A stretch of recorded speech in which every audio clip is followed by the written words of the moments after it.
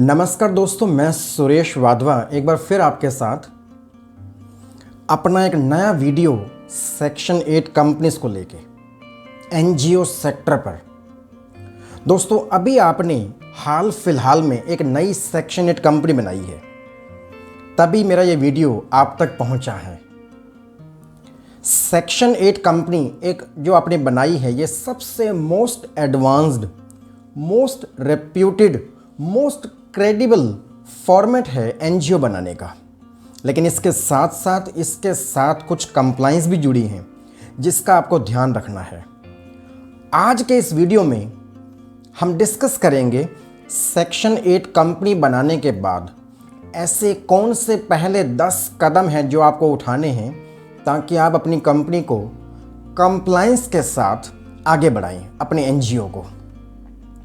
तो जल्दी से इस YouTube चैनल को सब्सक्राइब कर लीजिए और इसके बाद हम चर्चा करते हैं ऐसे कौन से 10 कदम हैं जो सेक्शन 8 कंपनी बनाने के बाद आपको लेने हैं। नंबर 1, सबसे पहला, सेक्शन 8 कंपनी में आपको अपनी प्रेफरेबली जहाँ तक हो सके एक सेविंग्स अकाउंट खुलवाना है। जी हाँ, सेविंग्स अकाउंट। मैं जानता हूँ सेक्शन 8 कंपनी एक प्राइवेट लिमिटेड या पब्लिक लिमिटेड कंपनी होती है, लेकिन सेक्शन 8 कंपनी क्योंकि इसका मकसद लाभ कमाना नहीं होता, नॉन प्रॉफिट मेकिंग एंटिटी होती है, तो इसमें आपको सेविंग्स अकाउंट ही खुलवाना चाहिए ताकि जो भी पैसा आपके बैंक अकाउंट में पड़ा है इस पे आपको ब्याज मिलता रहे, इसमें कोई महंगे खर्चे, कोई चार्जेस इस पे ना लगते रहें। आपका बैंक इस बात को मानने को तैयार नहीं होगा, आपको खुद से गाइड करने को तैयार नहीं होगा कि यदि आप चाहें तो इसमें सेविंग्स अकाउंट भी खुलवा सकते हैं। लेकिन मैं आपको गारंटी देता हूं, एक सेक्शन 8 कंपनी में सेविंग्स अकाउंट खुलवाया जा सकता है और आपको ज़रूर खुलवाना है। नंबर 2, दूसरा पॉइंट, अभी आपने जो ये सेक्शन 8 कंपनी बनाई है, अभी इसका पूरी तरह से मैं समझता हूं कि जन्म नहीं हुआ है। अभी ये सेक्शन 8 कंपनी केवल एक खाली डिब्बा है। सेक्शन 8 कंपनी सचमुच में आपका एनजीओ ड्यूली अप्रूव्ड उस दिन होगा जिस दिन आप इनकम टैक्स डिपार्टमेंट से सेक्शन 12AB या सेक्शन 10 क्लॉज 23C और सेक्शन 80G का रजिस्ट्रेशन भी ले लेंगे। तो सेक्शन 8 कंपनी बनाते ही बिना किसी समय गवाए आप immediately section 12AB, section 80G का provisional registration income tax department से डिमांड कर सकते हैं, अप्लाई कर सकते हैं। इसमें आपको कोई भी समय नहीं गंवाना है, इंतज़ार नहीं करना है कि ये 1 साल बाद मिलता है या 3 साल बाद मिलता है। आप अपनी सेक्शन 8 कंपनी बनाने के 24 घंटे के बाद इनकम टैक्स डिपार्टमेंट से सेक्शन 12AB, सेक्शन 80G का रजिस्ट्रेशन आप अप्लाई कर सकते हैं ऑनलाइन। इसके लिए आपको एक कंसल्टेंट की मदद ज़रूर लेनी चाहिए। नंबर 3, इनकम टैक्स डिपार्टमेंट के अलावा नीति आयोग, हमारे देश में नीति आयोग ऑफ इंडिया है, इसका अपना एक पोर्टल है, दर्पण एनजीओ पोर्टल। आप गूगल पे सर्च करेंगे, मिल जाएगा आपको। तो भारत सरकार भी चाहती है जितने भी एनजीओज इंडिया में हैं ये ऑनलाइन दर्पण एनजीओ पे अपना रजिस्ट्रेशन करवाएं। रजिस्ट्रेशन करवाने के बाद आप सरकार से सीधे जुड़ जाते हैं। दर्पण रजिस्ट्रेशन क्या है? दर्पण रजिस्ट्रेशन एक ऑनलाइन पोर्टल है जिसमें आप सरकार तक पहुंच सकते हैं, सरकार आप तक पहुंच सकते हैं। आपको इसमें ऑनलाइन रजिस्ट्रेशन कराना है, इसमें आपको किसी पेशेवर की मदद नहीं चाहिए, ये रजिस्ट्रेशन आप खुद से भी कर सकते हैं। पॉइंट नंबर 4, सेक्शन 8 कंपनी बनाने के बाद आपको अपने सारे डॉक्यूमेंट्स, अपना मेमोरेंडम, आर्टिकल्स की जो बुकलेट है, आपकी सेक्शन 8 कंपनी का लाइसेंस है, आपके डिजिटल सिग्नेचर्स कहाँ हैं, इस प्रकार के डिजिटल सिग्नेचर्स आपने अपनी कंपनी बनाने पर लिए हैं तो ये आपको कलेक्ट करने हैं। अब ये आपकी प्रॉपर्टी है, ये डिजिटल सिग्नेचर आप ही के पास होने चाहिए। अगला पॉइंट नंबर 5, आपको ये जानकर हैरानी होगी कि आपके सेक्शन 8 कंपनी में आपको ज़बरदस्ती, आपको ज़रूरत थी नहीं थी, इसके बावजूद मिनिस्ट्री ऑफ कॉरपोरेट अफेयर्स ने in coordination with ministry of labour आपको PF ESIC रजिस्ट्रेशन नंबर भी दिया है। तो ये जो PF ESIC रजिस्ट्रेशन नंबर है, इनके रजिस्ट्रेशन सर्टिफिकेट्स आपको संभाल के रखने हैं। इनके यूज़र आईडीज़, इनके पासवर्ड्स, ये आपको बहुत ध्यान से संभाल के रखने हैं। कंपनी का पैन नंबर, कंपनी का टैन नंबर, ये मास्टर रिकॉर्ड्स हैं आपके। इनको आपको पूरे जीवन रेफर करना है, तो इनको संभाल के रखिए। PF ESIC की कंप्लाइंस जो हैं, ये तभी आपको फुलफिल करनी है जब आप एक थ्रेशहोल्ड से बियॉन्ड अपनी NGO में एम्प्लॉयज़ रख लेंगे। उदाहरण के लिए PF की कंप्लाइंस उस समय शुरू होगी जब आप 20वां एम्प्लॉई अपने NGO में हायर कर लेंगे। इससे पहले आपको कुछ नहीं करना है, केवल एक वन टाइम PF डिपार्टमेंट को, ESIC डिपार्टमेंट को ऑनलाइन सूचित करना है, नोटिफाई करना है कि हमारे यहाँ फ़िलहाल नंबर ऑफ़ एम्प्लॉयज़ कम है या ज़ीरो हैं और हम अभी कोई कंप्लाइंस हमारे पे अप्लाई नहीं होती है। नेक्स्ट, सेक्शन 8 कंपनी का जो कार्य होता है, समाज की सेवा करना होता है, नॉन प्रॉफिट एक्टिविटीज़ करना होता है, चैरिटेबल एक्टिविटीज़ करना होता है। तो अभी आपको GST registration number as such नहीं चाहिए।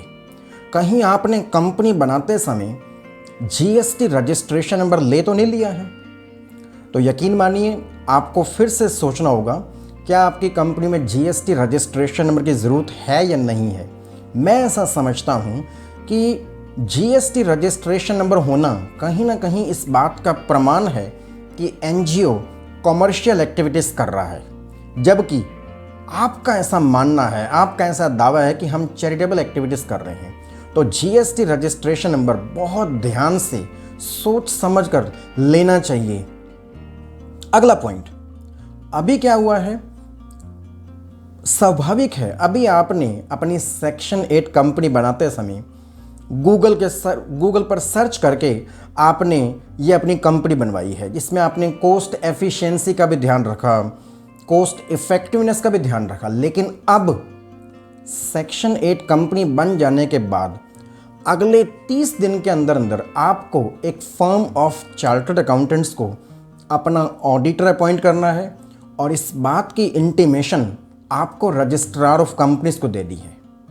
तो आपको एक बहुत बड़ा फैसला लेना है कि आप किस फर्म ऑफ चार्टर्ड अकाउंटेंट के साथ प्लग इन होने जा रहे हैं। उनके पास सेक्शन 8 कंपनीज का कितना एक्सपीरियंस है, पहले से कितने क्लाइंट्स हैं उनके पास। देखिए, NGO सेक्टर अपने आप में एक बहुत ही यूनिक और इंडिपेंडेंट डोमेन है। हर टैक्स प्रोफेशनल NGO सेक्टर में NGO के रिटर्न्स में डील नहीं करता है। तो इसलिए आपको बहुत ही ध्यान से एक ऐसे टैक्स प्रोफेशनल के साथ, एक ऐसे कंसल्टेंट के साथ कनेक्ट होना है जिनके पास सेक्शन 8 कंपनीज का सफिशिएंट एक्सपीरियंस हो, जिनके पास ये डोमेन नॉलेज होनी चाहिए इस चीज़ की।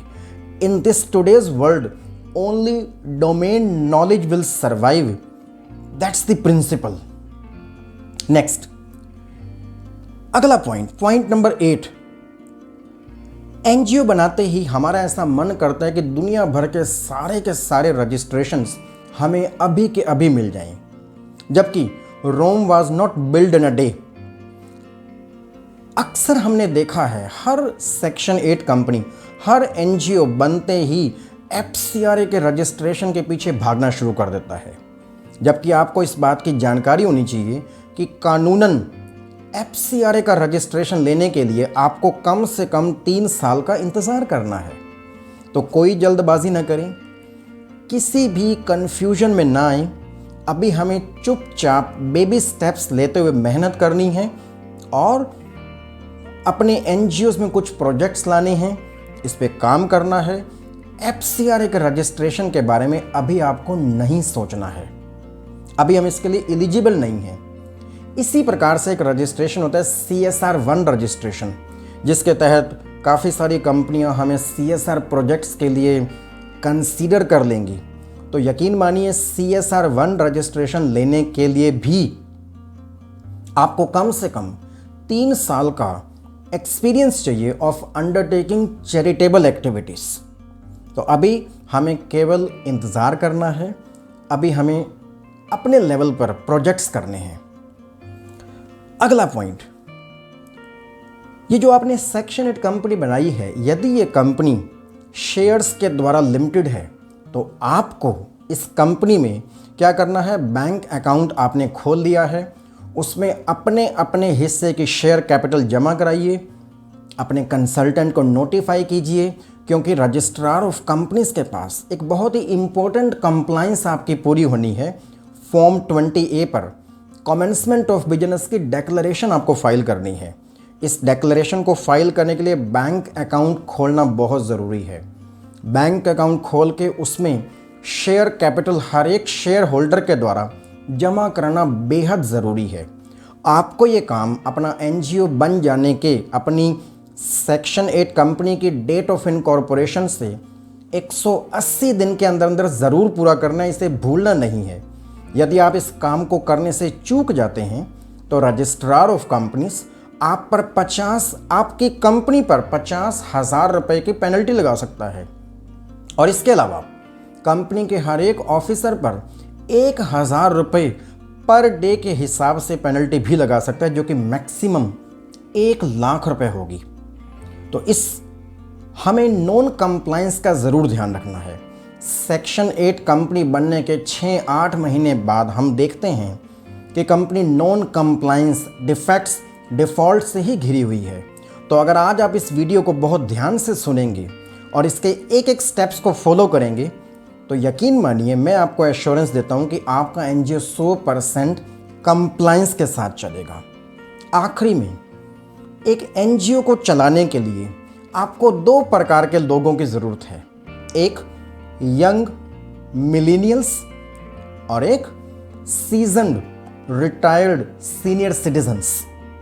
इन दोनों के एक्सपीरियंस को आपने यूज़ करना है, इन दोनों की सिनर्जीज और एनर्जीज को आपने यूज़ करना है। एक तरफ आपने NGO बनाया है, इसमें अब आपको कुछ वॉलंटियर्स चाहिए।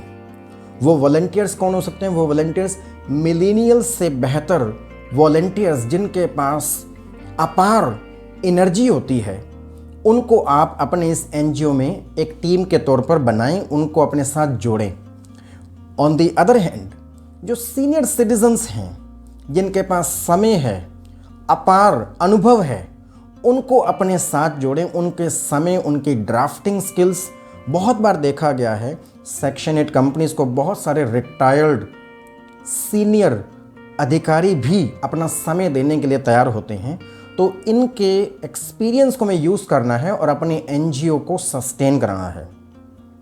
तो मेरी बहुत बहुत शुभकामनाएं। इन सारे पॉइंट्स को आप ज़रूर फॉलो करें और अपने NGO को एक बहुत ही देश के लिए, दुनिया के लिए एक